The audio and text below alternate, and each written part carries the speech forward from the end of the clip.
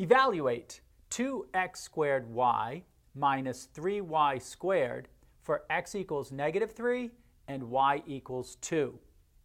So what we're going to do is substitute -3 in place of x in our expression and 2 in place of y in our expression.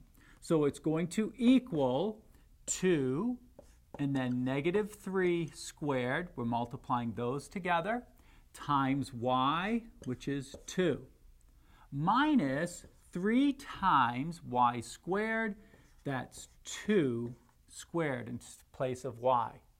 Simplifying this, we have -3 squared, which is +9. So 2 times 9 times 2.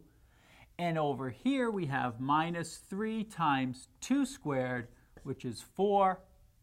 That gives us 2 times 9 is 18, times 2 is 36. 3 times 4 is to subtract 12, and 36 minus 12 is 24.